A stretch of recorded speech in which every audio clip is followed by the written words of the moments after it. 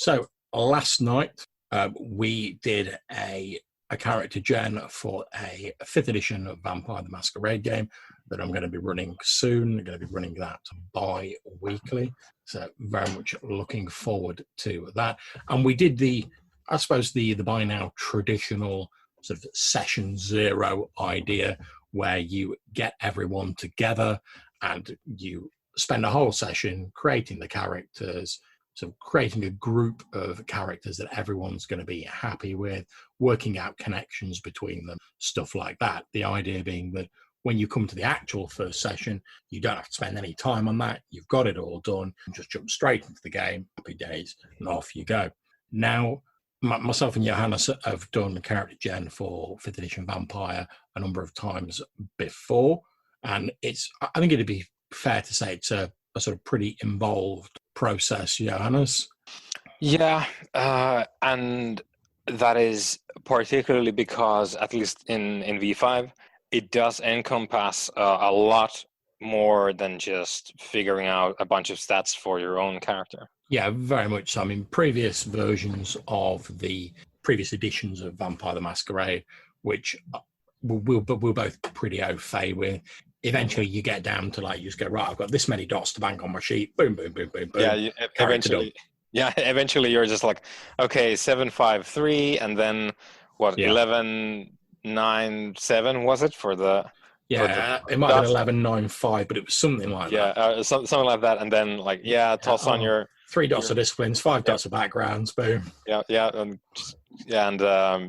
XP? What was it? 15? I forget. Yeah, exactly. But eventually, it was literally just that. It's just like fill out a lottery ticket, and then you're like, I'm done.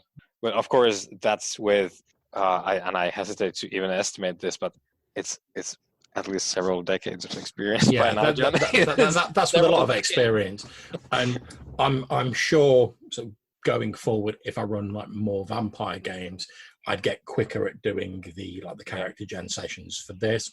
But being unfamiliar with it, certainly from the point of view of being the GM, I want to take a slightly more sort of leisurely wander through it, and also it's a new group. Obviously, we had Ambrose and we had yourself, who I've gamed with before.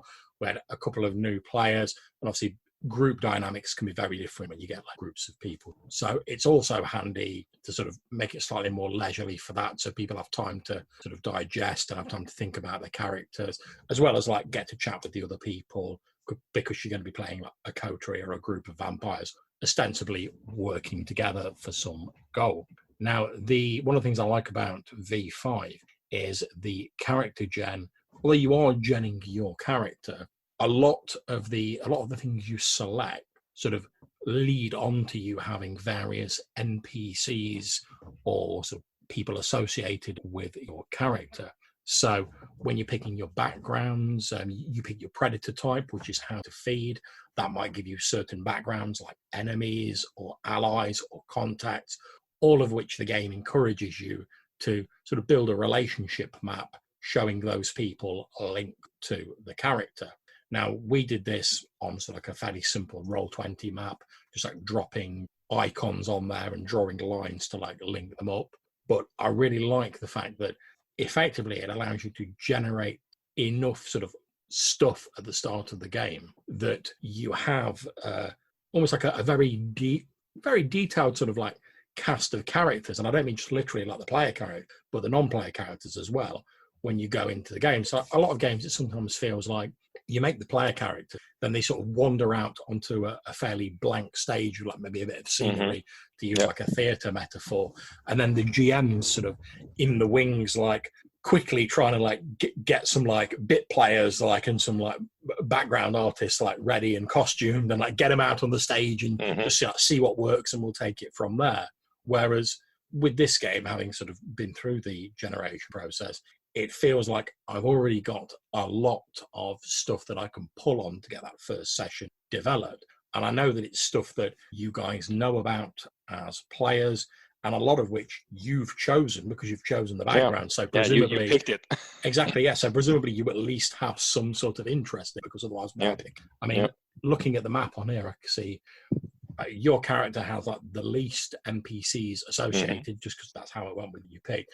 But even you've got 4 NPCs associated with your character. Yeah, Now, and if this is the map, rather the layout from last night, it should have one more touchstone as well, because I picked all 3, and then the one ghoul. So, but yeah, still, I'm the one with the least of these, and so that's if I have. Although I do believe having the extra one there would bring you up to 5, and basically all of the player characters have 5 NPCs with them, with the exception of Ambrose, who has 6. So everyone's got roughly this sort of like little cast of like side characters associated with them. Now, those can be like weird things. Like we've got Ed's character. He took a merit, which means he can't be afflicted by the blood bond. He's unbondable. And one of the sort of nice little sort of flourishes they mention in that it makes your blood extremely interesting to alchemists and sorcerers and other vampires who want to know why you're not affected by the blood bond, something that affects virtually every other vampire in existence. So he's gone for one of his enemy flaws being a human alchemist or chemist, like a scientist who in the past got hold of some of his blood, noticed like unusual genetic properties in it, and now wants to track him down to like get to the source of that blood. So we've already got, without me really doing anything there, we've already got one antagonist set up, one sort of little story thread that we can pull on, and obviously other, if this person comes after him, other people will get involved, other NPCs, the player characters will get involved. And that's without me having to just sit down at the start like a blank piece of paper and like, right, I need some NPCs for this vampire. Yeah, and I need a story which is already built into Ed's character. There's a storyline there that we can explore without any of your input. That's it, exactly. Now, the character sheet, I mean, we've been using an excellent character sheet that's on Roll20, which is extremely handy. And the actual sort of stats, you know, the attributes and the skills will be fairly familiar to anyone who's played previous versions. You have a rating, you put your dots in it, you pair an attribute with a skill. That's what you roll as a dice pool. Absolutely grand. There's a few little tweaks and differences to it as they've got on. Obviously, we're not going to go in depth into all the mechanics here, but it'll be fairly familiar to anyone. But what I think is really sort of makes it, one of the things that makes it stand out for me, like I say, is this idea that a lot of the merits, the flaws, touchstones, which we might go into a bit later, which are people who embody your sort of aspects of your humanity, sort of tenets that you cling to like maintain your humanity in the face of the beast. For each of those tenets, 1 to 3, you have a person, a human that embodies that tenet. And as we discussed last night, this doesn't necessarily have to be someone who's your best buddy or someone you really like and get on with. It could be someone you absolutely hate, but they are important to you and they represent something of humanity. And that, to me, in addition to providing these NPCs which generate plot, it's a lot more sort of stimulating and appealing to me than simply someone going, oh, I've got 4 dots of humanity. That means as long as I don't go out and rob somewhere or kill anyone, I'm fine. Yeah, I'm good. Yeah. And I've often heard the criticism leveled against sort of previous versions that although it's supposed to be like a game of personal horror, you know, these creatures struggling with this beast and trying to maintain their humanity as it slowly erodes and slips away, that quite often the games basically just became like, oh, you're blood-powered superhero. You drink blood every now and again, but as long as you don't go too evil, you're fine and you get cool powers.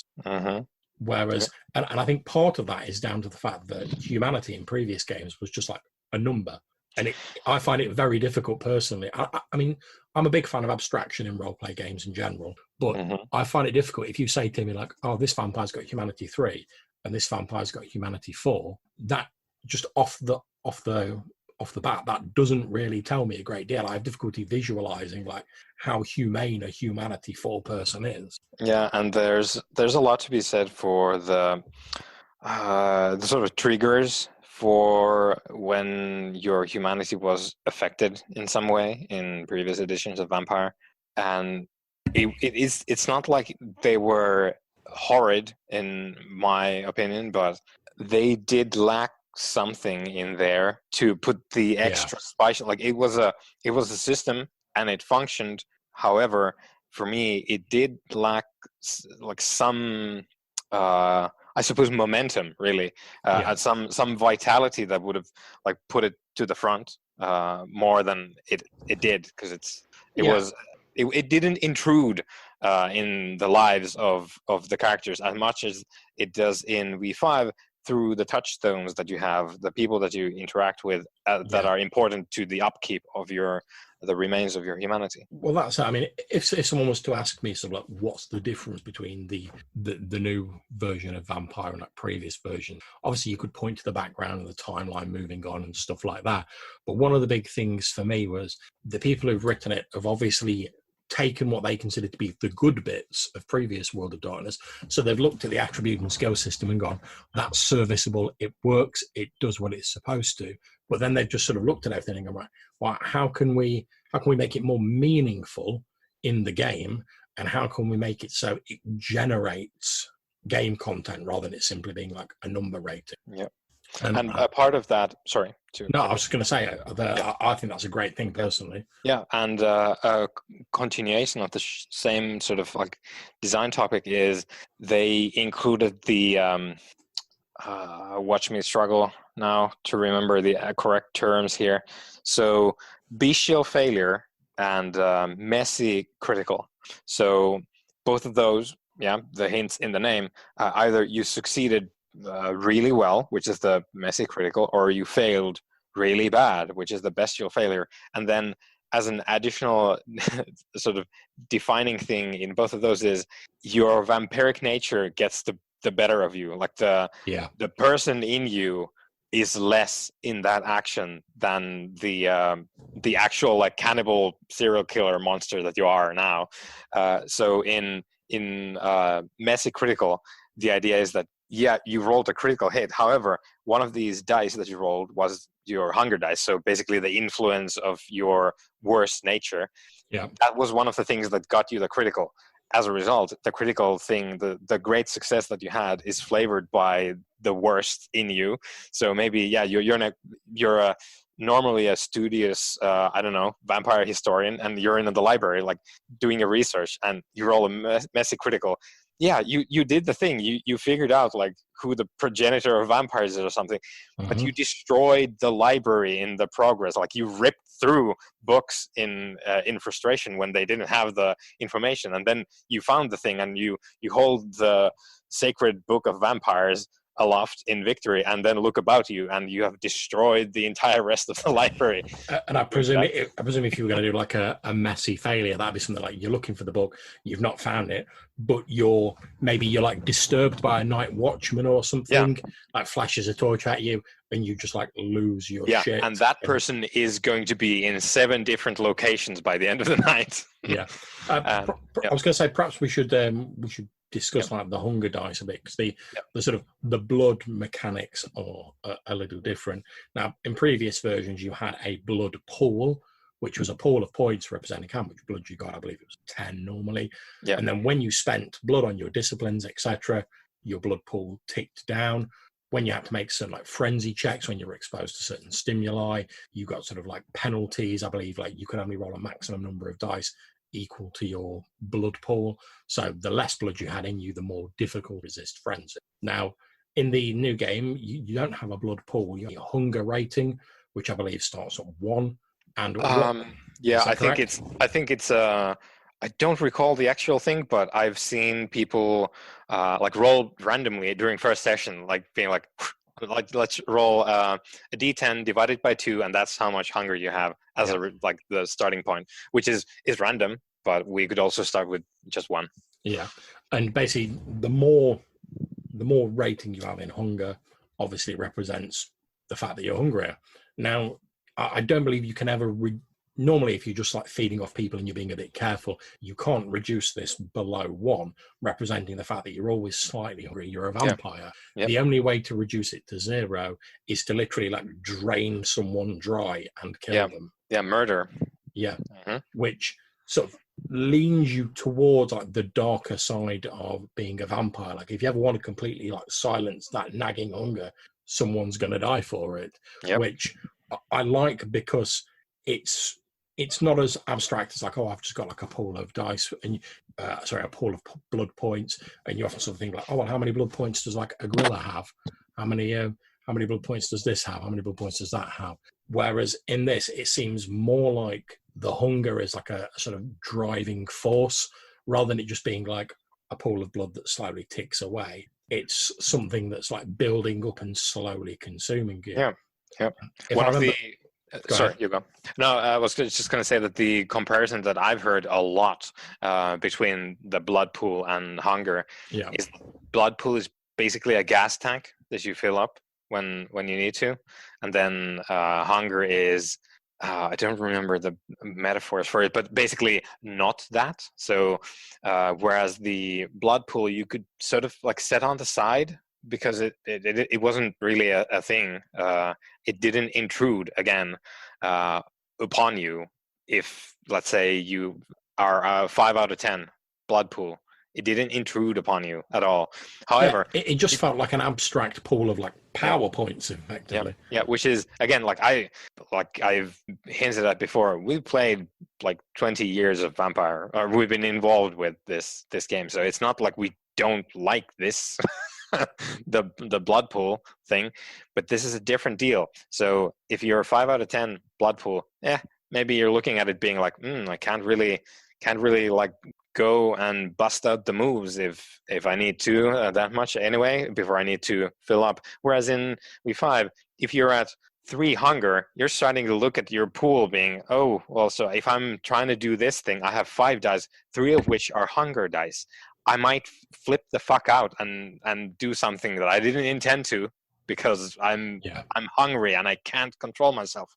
And just to explain to anyone listening and may not be familiar with it, the way hunger dice work is when you're creating your dice pool for like, your attribute plus your skill for whatever role, your hunger rating, a number of dice equal to your hunger rating are hunger dice. So the game recommends that you represent those as like a different colored dice. Obviously they recommend red because it's a vampire game and it's all about that blood.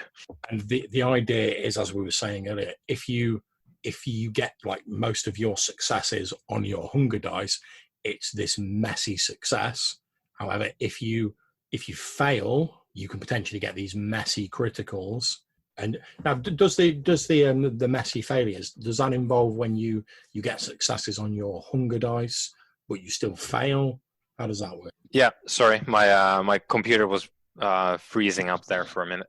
So the messy critical requires that you roll a critical, which is at least 2 10s on your roll, and one of those 10s has to be on your hunger dice. Yeah, and I will have to. Well, yeah. So the bestial failure, I think. I have so many versions of Vampire up in my head that it's kind of getting. Yeah. So the bestial failure, as far as I remember it right now, off the top of my head, is you don't succeed in your roll, and you rolled at least 1 1 on your hunger dice. I will have to check that. Or rather, John will check that. Yeah, here we go. Bestial failure, page 207.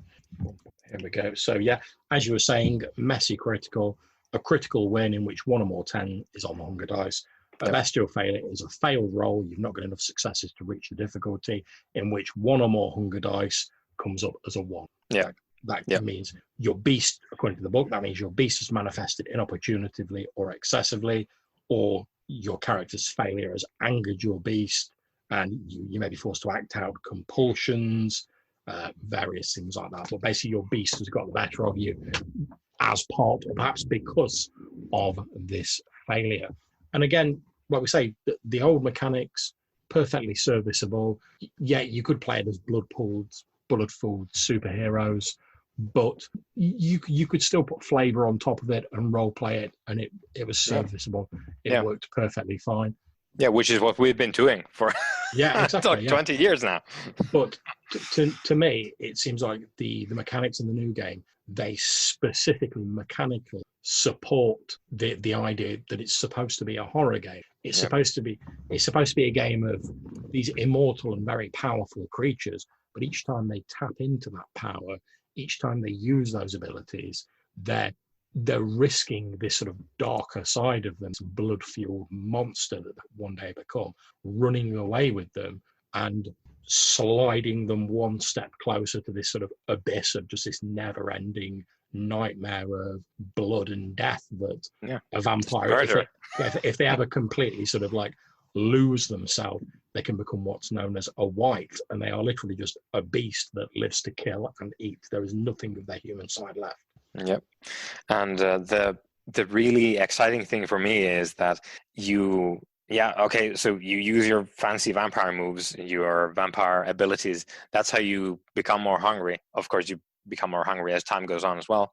But after you've done that, after you did the great vampire thing with your vampire powers, you're now hungrier, and everything you do now is overshadowed by the fact that you're hungry. You want to eat, and you don't want to do the thing that you're trying to do, which is like researching the originator of vampires or whatever the shit you're trying to do, or you're trying to convince your human friend to drive you to the blood bank so you can like get in the back and get that sweet plasma, and you roll your thing. You're really hungry when you're trying to convince your human friend, and you roll a bestial failure and you rip their head off, and that's not what you intended to do, but they took more convincing that your hungry, angry vampire nature was willing to deal with, and they became a nuisance, and you dealt with it, and now you get to deal with damage to your humanity and also a body.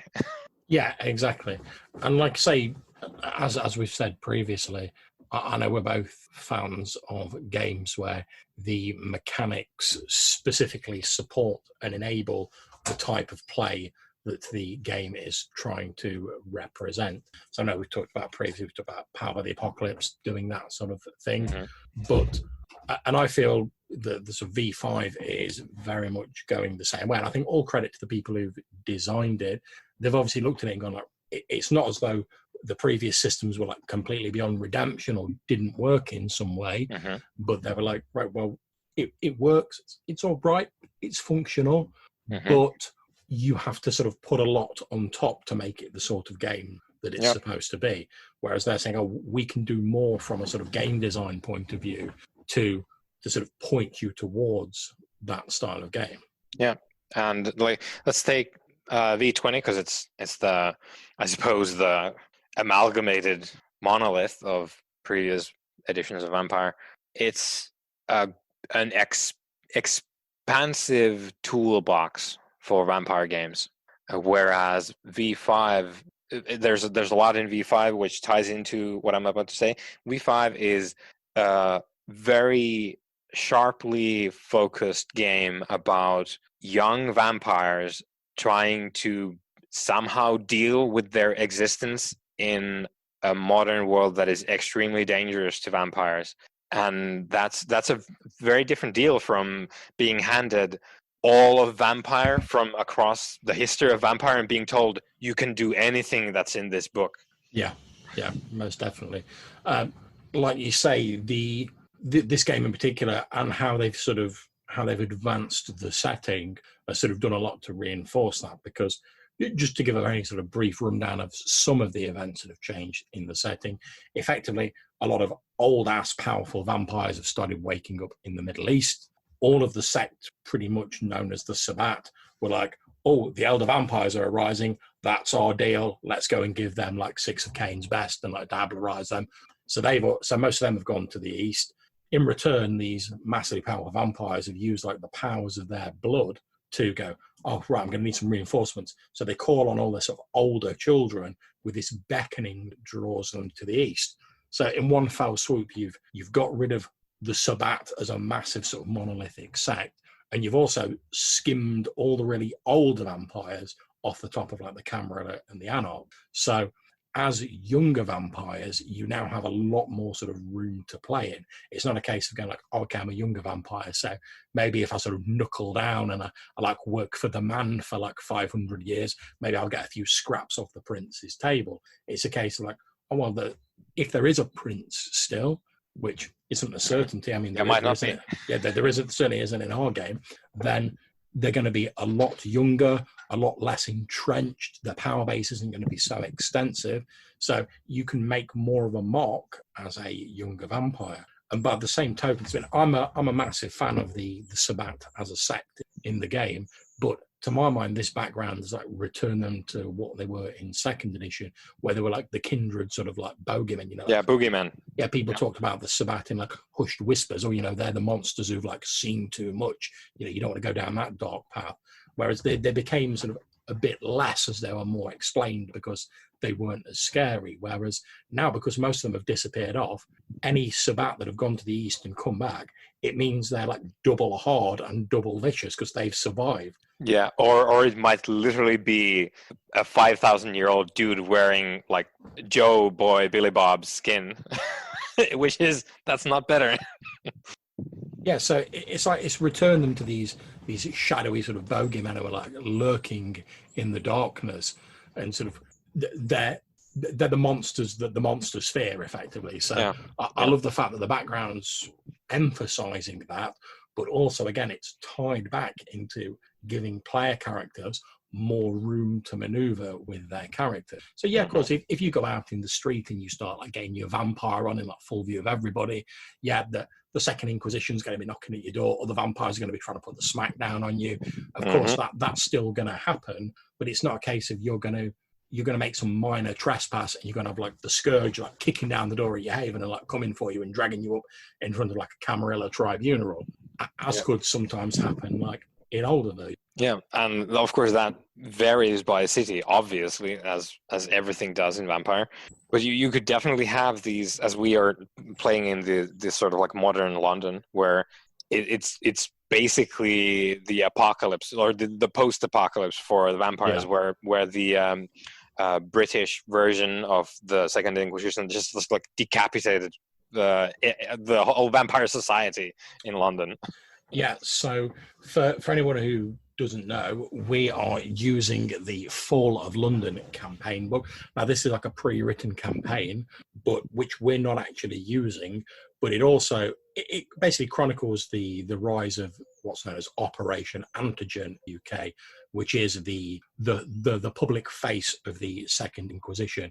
It's groups of people who have worked, like with influence, who have worked out vampires exist, and very quietly they go around setting their people in place, getting ready for it. Then once most of the vampires have left and gone to the east, and there's only a few left, they make their move, and disguising it as like terrorist attacks, sort of domestic violence, stuff like that.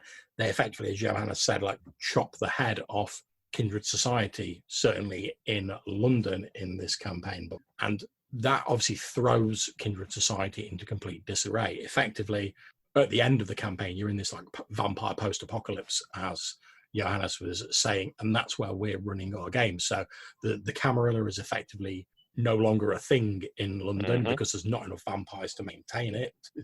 What they've got is they've got scraps of land where there's various landlords, as they're known in slang. And the idea is that kindred are now just holding on to little patches of ground, because you can only hold on to a place if you're powerful enough to maintain it, but also cunning enough to stay below the radar of Operation Antigen, which, although it's not organising the massive operations anymore, it is still there. It is still on the lookout for kindred, and anyone who gets too far out of line risks drawing their attention. Even in the more like established settings, of course, they've always made a Chicago book, because that's the first book that they made, and it's sort of emblematic. It's sort of the blueprint for the sort of typical standard by the book Camarilla city. Yeah, like you say, it's like the iconic city for like World of Darkness, isn't it? Yeah, it's the one that you would buy off the shelf in a supermarket. As far as vampire cities go, a very very very sort of it's the archetype of like a Camarilla city, and even in that, the newest version very much puts a fresh coat of paint on it, because there's newer folks, even though, because Chicago has a lot of history in Vampire, so they do have some of the old vampires that were put in Chicago. They do have some of that still around, but still, like most of the population, fairly young as far as the positions of authority and influence go.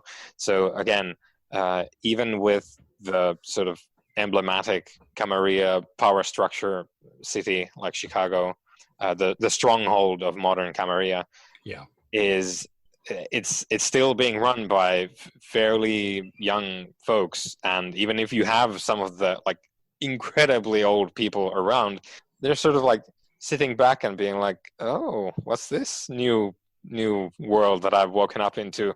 I will see how the children play, instead of being like, I am the overlord now and you will bow to me.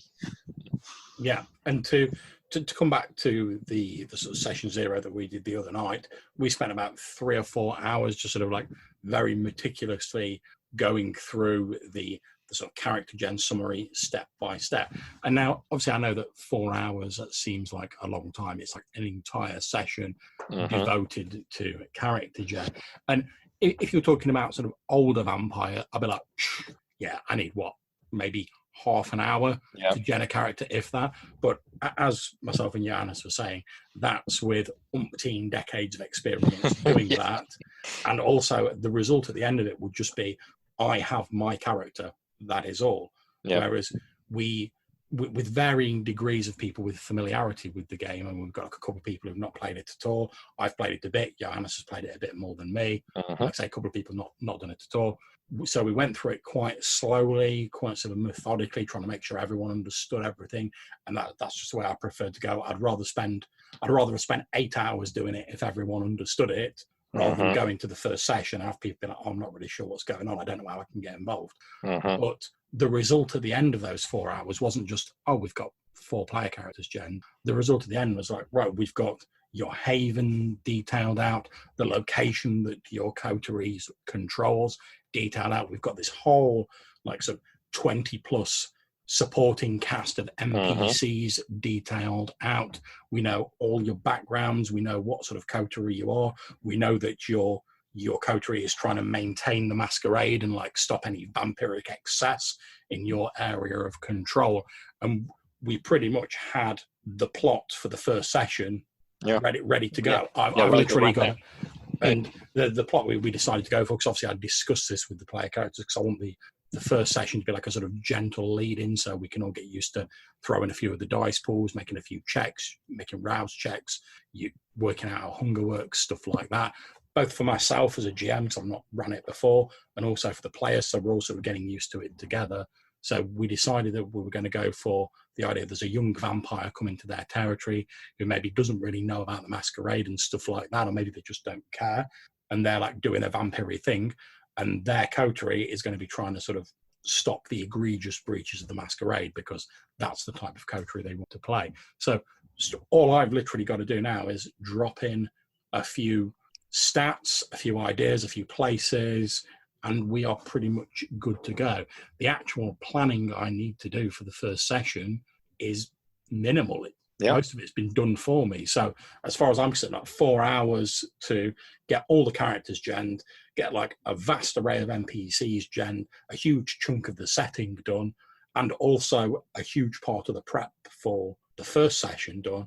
That seems like pretty good going for 4 hours to me. Yeah, and that's the that's the bit that makes it differ from the previous. Although in previous editions, you could spend your points, you could buy some allies and whatnot. Yeah, of course you could.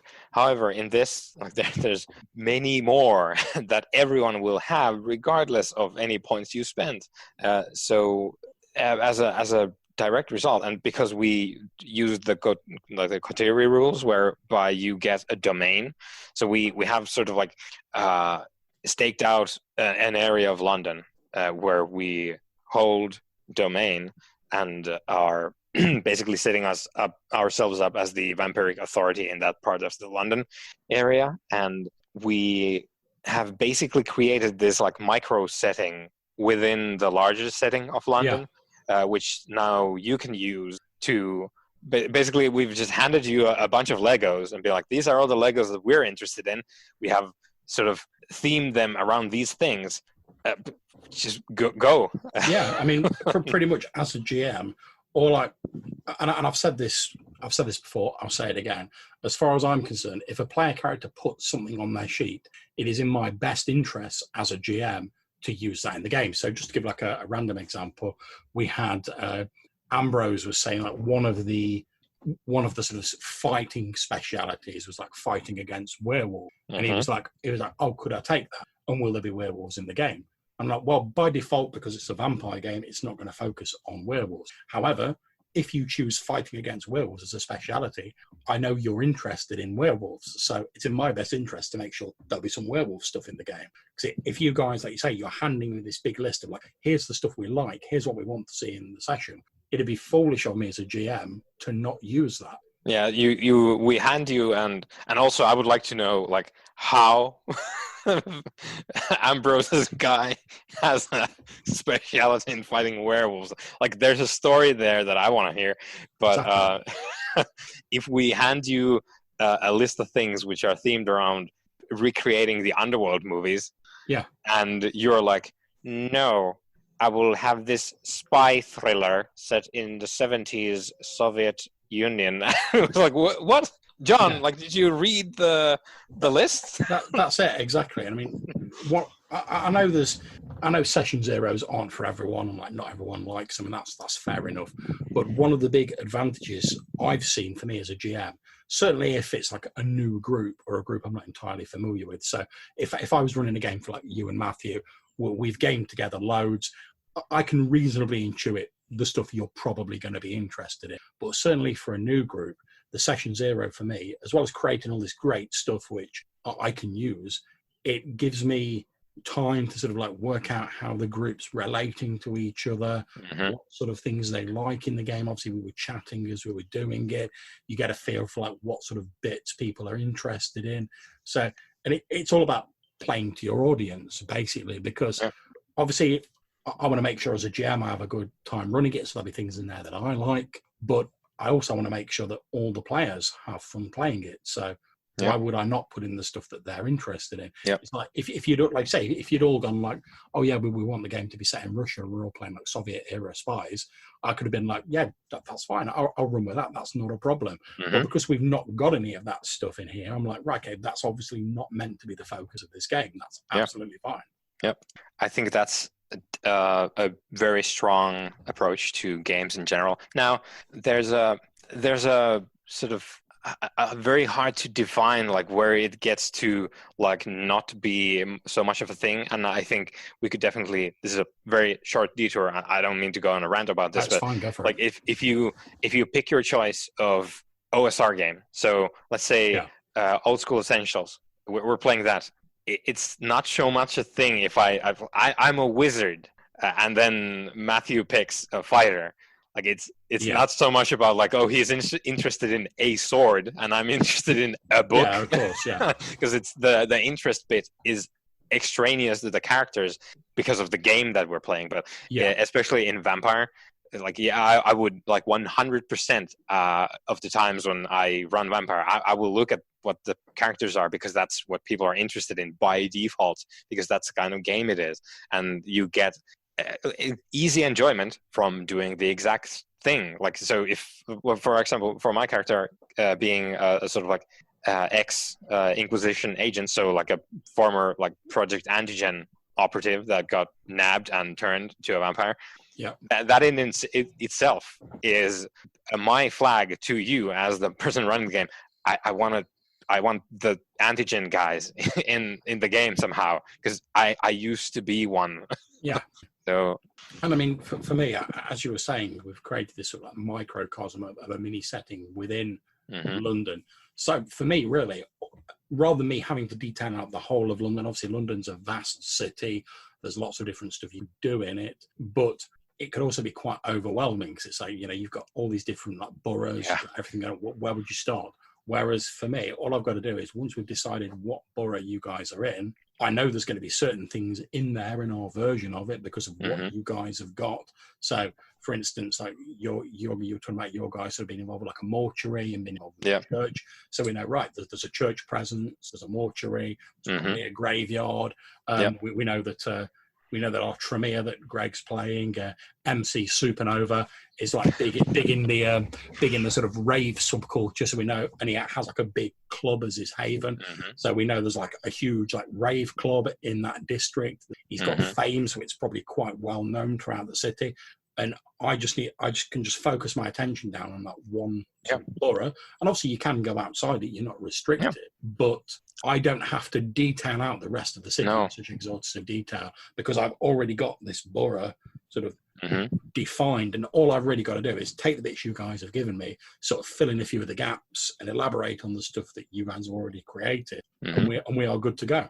Yeah, and add in your specific interests as well, because you have been entirely outside of the process here, because you don't need to be involved, because we are creating the stuff for you to use, at least like from the start, from the get-go. You can use the stuff that we have created, and then you can bring in whatever you want on top of all that and tie different things together that we didn't, because your input is added on top. And once because we can probably play, if we take like a district of London, we could play the entire game there, like just never go outside. Quite so easily.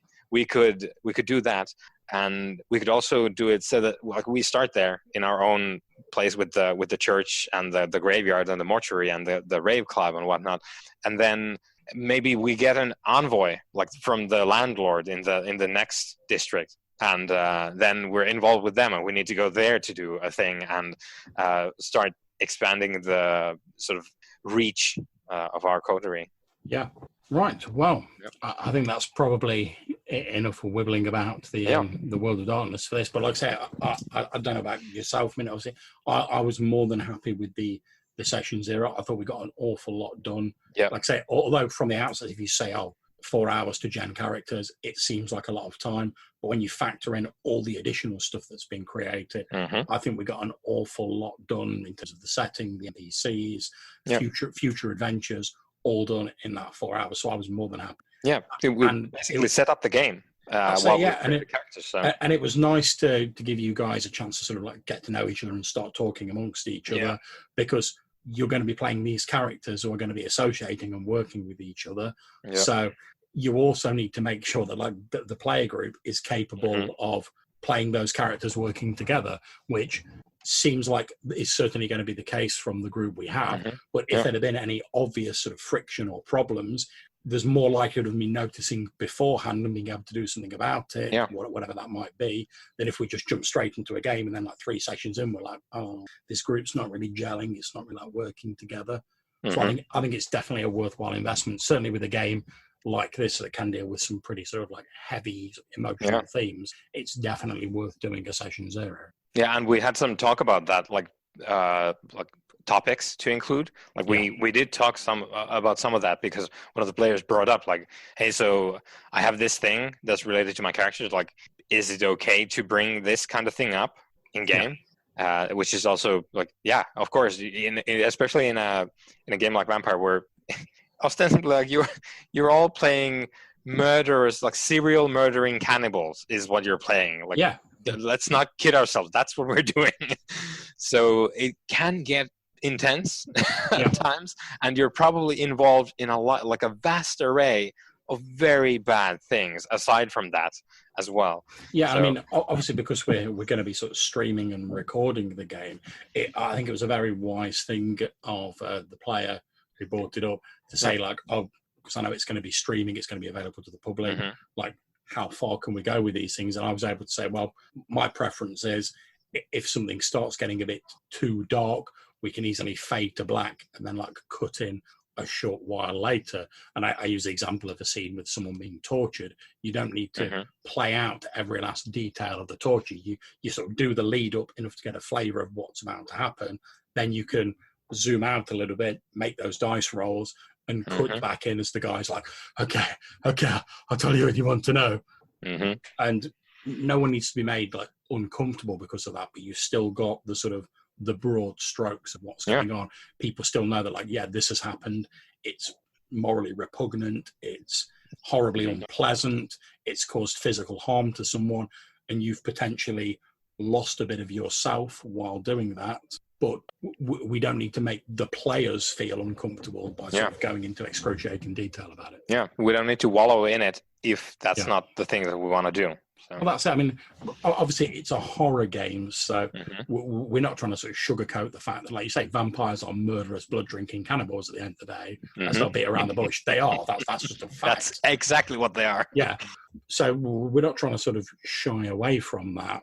So there will be unpleasant things portrayed in the game, but it's still a game. We still want the players to be enjoying it. We don't want the players to be like, oh, I felt like really uncomfortable and sort of horrible, like out of character because of that game. Yeah. And there will be, as a side note, there will be some dumb jokes and references being made. Of course there will be. Because we're all fun-loving criminals, I guess. Yeah, I mean, I think it's a natural thing to sort of, when you're playing a game, especially like a more in-depth sort of emotional game, for argument's sake, like Vampire, to want to break that tension every now and again by cracking a joke or by making like an underworld reference or whatever, because we've all seen loads of vampire films. We all know how it goes. That's just a natural thing. And I think as a GM, rather than trying to sort of fight against it, like, well, you're not taking this game 100% seriously, just like let people have fun. Remember, it's a game. Just like go with it. You can still build up tension. You can still build up an atmosphere, but you have to sort of keep in your mind that it is a game.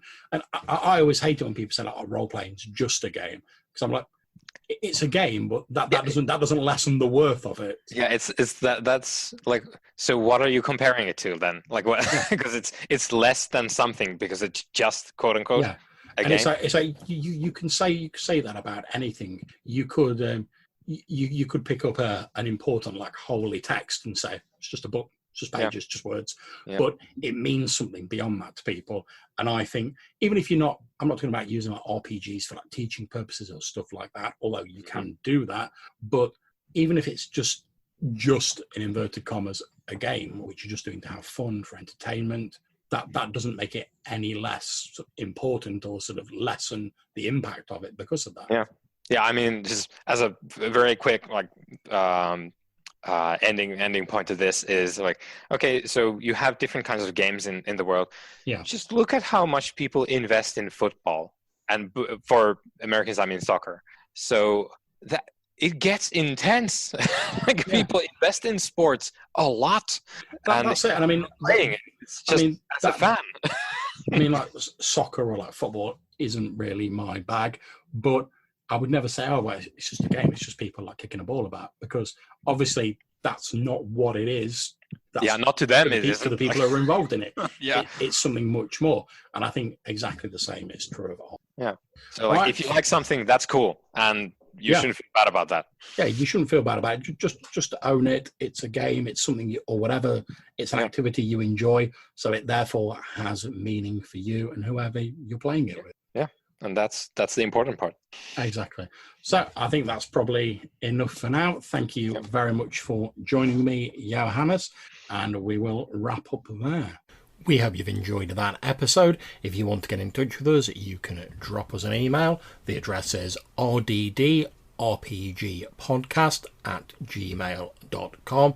Or if you want to leave us a voicemail message, you can head over to our page on speakpipe.com, and that will allow you to leave a 90-second voicemail, and you might even be featured in a future show.